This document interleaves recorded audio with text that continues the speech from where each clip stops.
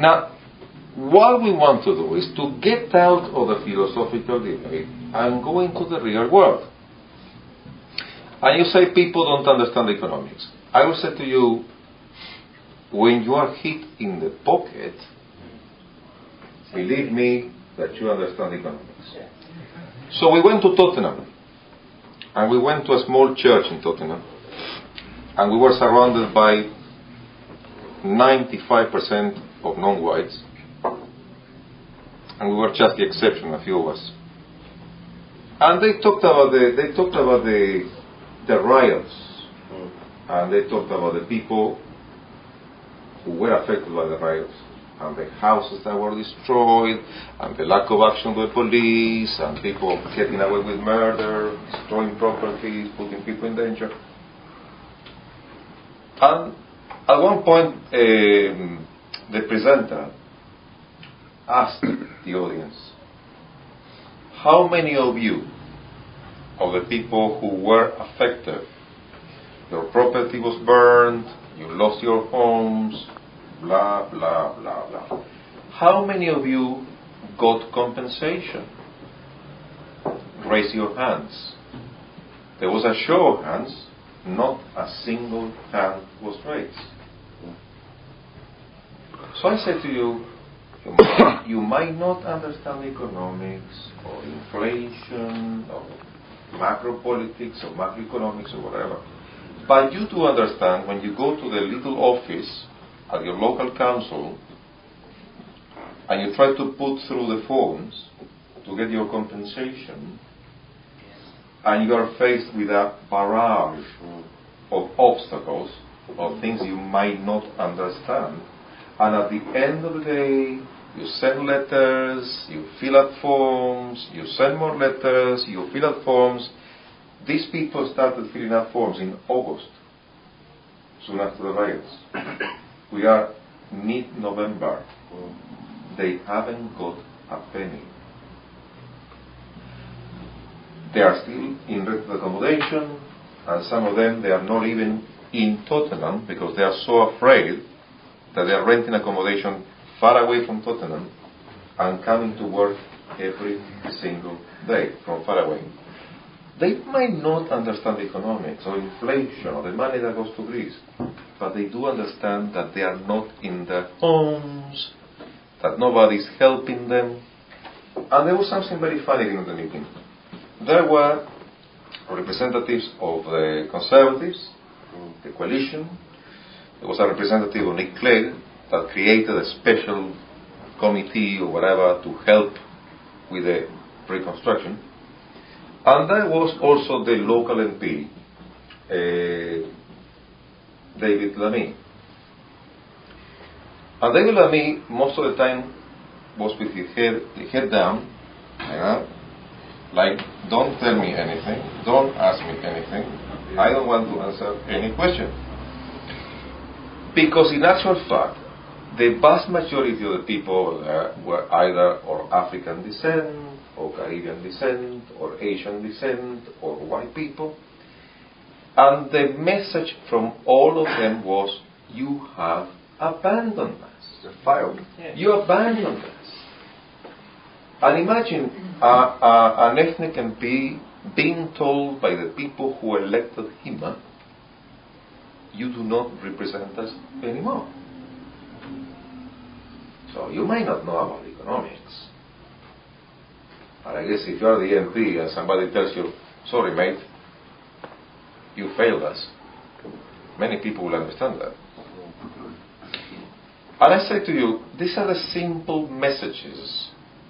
Rather than talking about flood immigration or this and that, talk to the people about the real issues of the day. Imagine, you are standing in a local election or a general election, and your opponent is being told in a public meeting, you have done nothing for us. We come to the meeting and there was a lady, let's say about 50-something, possibly, and she was talking to me and talking to Steve Squire, and she said, I'm lucky to see you here she didn't know who we were. She just looked at our faces. So we were practically the 5% Europeans in that room. And she said, I lived all my life in Tottenham, and I was hesitating. Should I go to the meeting? Maybe stay home? Should I go to the meeting? And she saw us, and she said, well, I'm lucky you are here. I have somebody to talk to. And then she started saying, you know something? If there was an election, I don't know who to vote for. I cannot vote Conservative. I cannot vote with them. I cannot vote Labour. As I ran out of options. Funnily enough, during the meeting, the person directing the program, presenting the program, knew who we were. And therefore the microphone was a bit kept far away from us. So every time I was raising my hand, the lady with the microphone was going the other way and making faces and like that, until we waved so many times that finally they were forced to come to me with a microphone. I've got it on my phone if you want to hear it. But it was a Cortiglia reaction.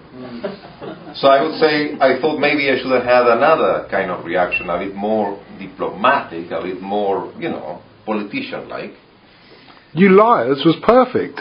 But I say to you, I sensed the mood in the meeting. The local people were slanging their own MP, telling him that he had sold out, you don't represent us anymore, whatever. So I caught the mood of the meeting and I went in all the way. And at the end of the intervention, there was a very short intervention, there was massive clapping. And something else happens at the end of the meeting. Some people from what you call the ethnic minorities, after we talked, they didn't know who we were, they were smiling at us and wanting to hug us. Come here! Because we saw something happening in that meeting, which is real economics for real people. We sensed the mood of the meeting. We didn't press our ideological identity on them. But do you realize what it means? It means that the local population of this country feels let down. But now there's a sea change. The non-local population of the country also feels let down. And this is a political capital. The reasoning is, if you don't get them to vote for you, you have to work to convince them not to vote for the others. And there is a political vacuum. That's why we have to be pretty consistent about what we say and how we put our message across. Okay? I have been mildly attacked. So Carlos is not this, or Carlos is not that, or Carlos is a bloody foreigner, he's renounced, blah. I will say to you, you need to listen. Okay? We all know what our ideological message is. We all know what we stand for. But we only move forward, okay? We only move forward if we proceed diplomatically. Okay? Yeah. You might not get customers buying your product, but you can get the customers not to buy the products of the other providers. And I think this is fundamental. The role of the websites, and somebody was talking about Giuseppe today, you're an ethnic Giuseppe, you're a foreigner, shouldn't be there. And never ignore the value of the websites. You have people who like the websites, that means the ones that click to say like it, but you have masses of people who don't press the like it icon, who are still reading the websites. Okay?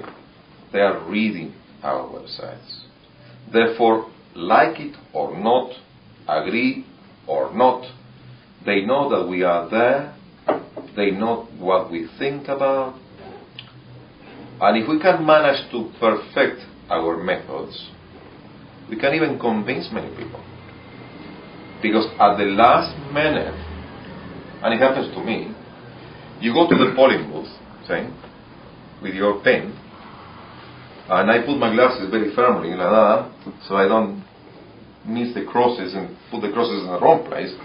But there are many people that until the day of the election, they are still hesitating about what to vote. Therefore, the role of the website is an important thing. It's not a leaflet, it's not somebody canvassing. People who are there are just sitting at home comfortably, having a cup of coffee and going through the pages on the internet. But they are still reading it. That's why we need discipline in our websites. The main goal now, whatever happens, okay, and you and I, we do not have the crystal ball. Okay? We do not have the crystal ball. Whatever happens in politics, whatever happens through the courts, the issue is we need to do our best to be represented in May 2012. We need to have a nationalist elected. That's all that matters. Okay? The kitchen problems we solve inside the kitchen. The main line, to finish, never criticize a fellow nationalist in public.